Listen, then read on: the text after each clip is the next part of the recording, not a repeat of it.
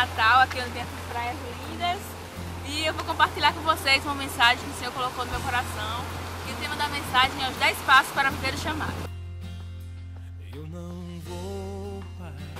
O primeiro passo para viver o chamado é entender que você é escolhido. Como você faz isso? Quando você entende que você é escolhido por Deus, meu irmão, tudo se transforma mais fácil. O Senhor te escolheu e te chamou pelo nome.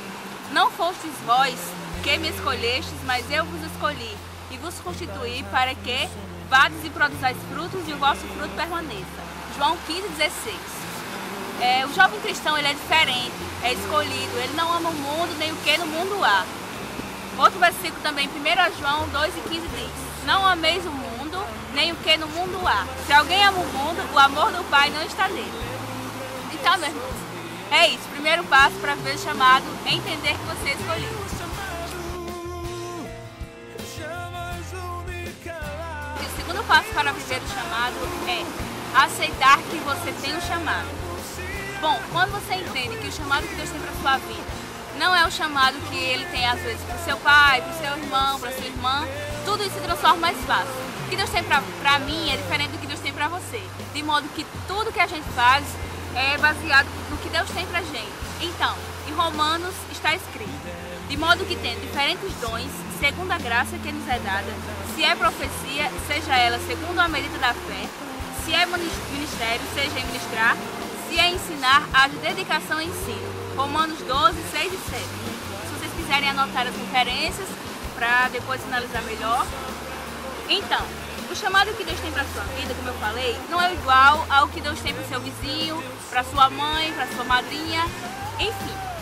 Então, por que eu estou falando muito nisso? Estou falando por mim, porque eu tinha como exemplo uma amiga minha que ela cantava muito na igreja e que eu queria cantar como ela, aquela inveja gospel. Mas enfim, eu entendi que o que Deus tinha para mim não era isso, não era na parte do louvor. E quando eu entendi que o que Deus tinha pra mim não era cantar, tudo ficou melhor, tirei um peso da minha consciência. Deixei de ter aquela inveja daquela irmã e tudo ficou mais fácil pra mim, amém? Deus te chamou, te escolheu e confiou a você uma missão que só você é capaz de fazer. Se você tem vontade de cantar, mas Deus te quer na palavra, meu irmão, sinto muito te dizer, mas você não vai ganhar dinheiro vendendo CD. Foi isso que aconteceu comigo, como eu falei. Eu gostava muito de cantar na igreja e ainda gosto. Mas Deus me fez entender que a missão que Ele tinha pra mim não era de cantar, e sim de evangelizar, que também é uma obra linda, de ganhar almas através da palavra. Amém? O terceiro passo para você viver o chamado é buscar conhecimento da palavra. O jovem cristão, ele tem que buscar conhecimento da palavra de Deus, ler a palavra, viver a palavra e estar em comunhão diariamente com o Senhor. Procure se fundamentar na palavra. O jovem cristão precisa entender que, apesar dele ser escolhido e aceitar o chamado de Deus para sua vida, ele também necessita aprender a palavra de Deus, meditar nela de dia e de noite, como diz o primeiro salmo. O temor do Senhor é o princípio da sabedoria. Todos os que cumprem os seus preceitos revelam bom senso. Está escrito lá em Salmo 111, versículo 10. E se alguém de vocês tem falta de sabedoria, peça a Deus, que a todos dá livremente, de boa vontade, e lhe será concedida. Tiago 1:5. Porque se você é escolhido para cantar, tem que ter conhecimento em música. Se você é escolhido para pregar, você tem que ter conhecimento na palavra. Se você for escolhido para tocar bateria na sua igreja, então você tem que conhecer bem aquele instrumento, né? Bom, gente, o quarto passo para viver o chamado é oração e jejum. Entender que você tem um chamado, buscar conhecimento da palavra, orar e jejuar são passos fundamentais para você vivenciar aquilo que Deus tem para você.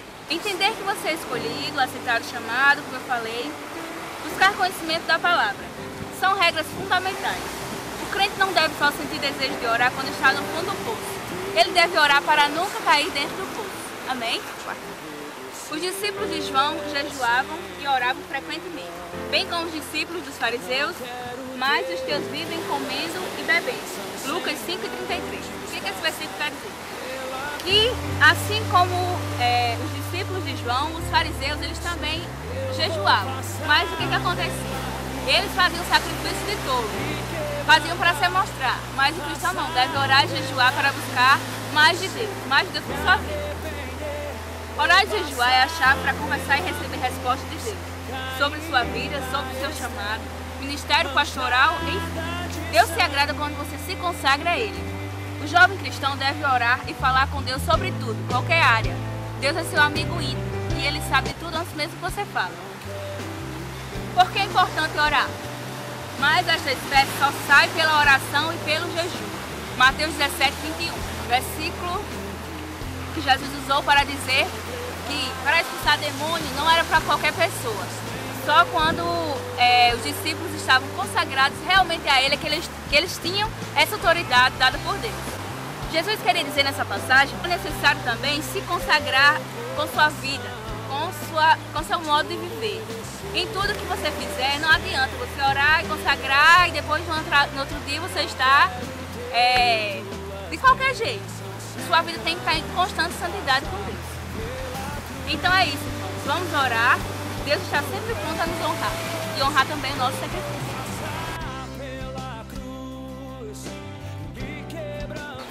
O quinto passo para viver o chamado é ter disponibilidade para viver o chamado. Quando o jovem cristão se dispõe a viver aquilo que Deus tem para ele, quando ele ouve Deus sussurrando ao pé do seu ouvido, dizendo assim: meu filho, vai e faça isso, viva isso. É necessário que você se disponha para isso.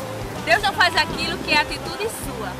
Uma coisa é Ele conceder um chamado à sua vida, mas Ele não vai vir lá do céu para fazer a obra que Ele confiou a você. Você é um discípulo fiel. A parábola que está escrita lá em Mateus, os talentos, que diz: e a um deu 5 talentos, e a outro 2, e a outro 1, a cada um segundo a sua capacidade, e ausentou-se logo para longe. Mateus 25 e 15. E o Senhor lhe disse: bem está, servo bom e fiel. Sobre o pouco foste fiel, sobre o muito te colocarei. Entra no gozo do teu Senhor. Mas chegando também o que receber um talento, disse: Senhor, eu conheci-te que és um homem duro, que ceifas onde não semeaste, e ajuntas onde não espalhaste. Respondendo, porém, o seu Senhor disse-lhe: mau e negligente servo, sabias que ceifo onde não semeei e ajunto onde não espalhei. Então, irmãos, vamos obedecer o ídolo do Senhor. O nosso chamado é multiplicar e as nossas heranças são as nações.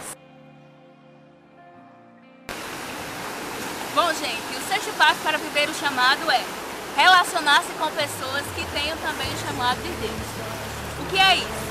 Não estou dizendo aqui que você vai excluir as pessoas que estão à sua volta, as pessoas que não servem ao mesmo Deus que você. Mas ter comunhão, conviver diariamente, não é bom que você conviva com pessoas que não professam a mesma fé que você. Até porque vocês não irão falar a mesma língua. Chegará uma hora que vocês não irão concordar em algum ponto. O relacionamento nesse tópico é focado também no namoro, noivado e casamento. Afinal, nós somos jovens. E jovens gostam disso, né?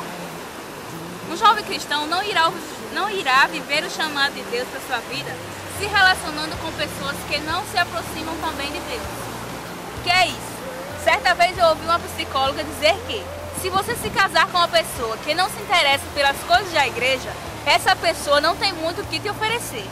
Mas é verdade, vários exemplos da Bíblia nos falam que os relacionamentos foram frustrados e mal sucedidos por se portarem com jugo desigual. Exemplos: Sansão e Dalila, Davi e Batseba.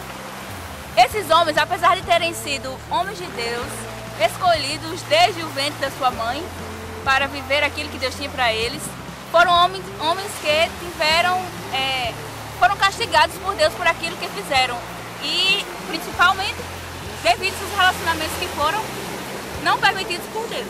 Não se ponha em julgo desigual com os descrentes, pois o que tem em comum a justiça e a maldade? Ou que comunhão pode ter a luz com as trevas? 2 Coríntios 6, 14 e 15, anotem. Vamos aprender a nos relacionar com pessoas que nos levem para mais perto de Deus, de modo que se tornamos sempre um cordão de 3 dobras.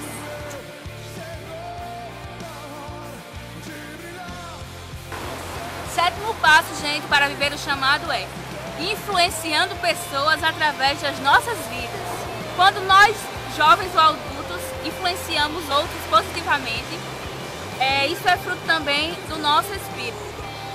Se você vive induzindo as pessoas a pecarem, Que tipo de chamado é o seu? Creio que de Deus não é. O de colocar pessoas no inferno? Esse também não é. Se for, misericórdia, vamos orar.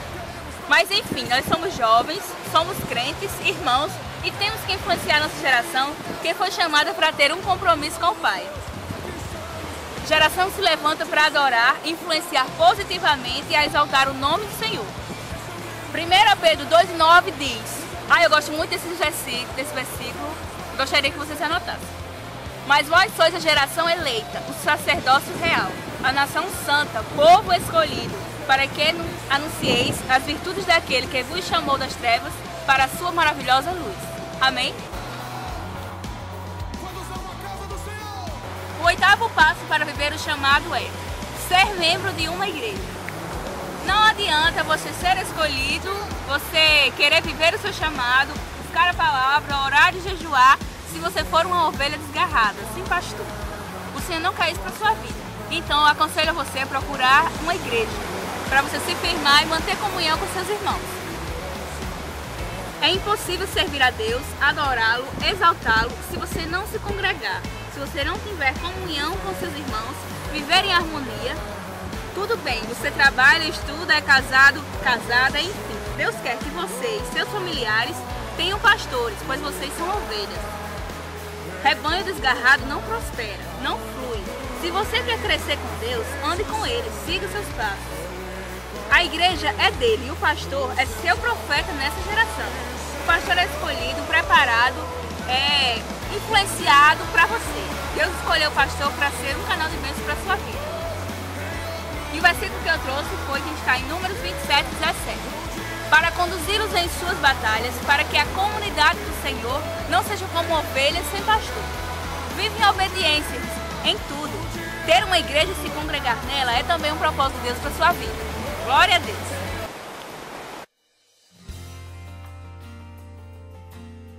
Nono passo para viver o chamado é não desistir do seu chamado.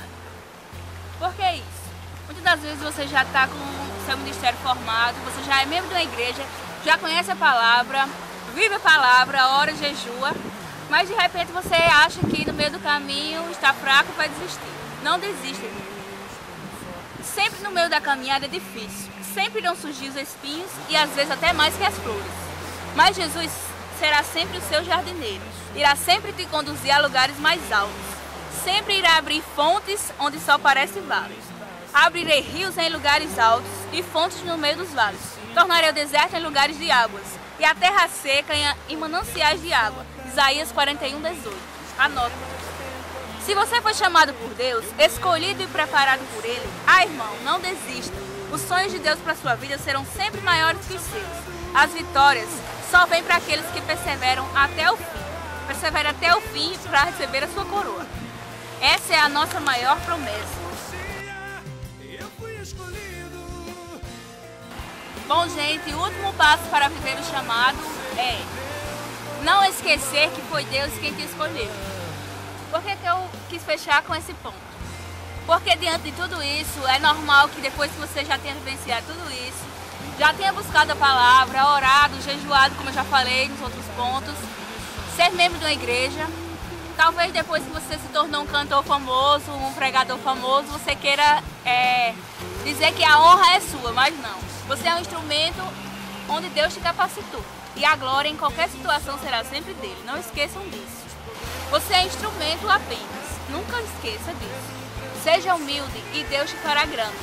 Então é isso. Espero ter contribuído com algo de Deus para a sua vida.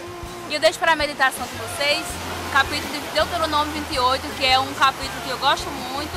É uma palavra muito abençoada, onde com certeza na meditação de vocês Deus irá capacitar, fazer vocês refletirem e que a glória seja sempre para Ele.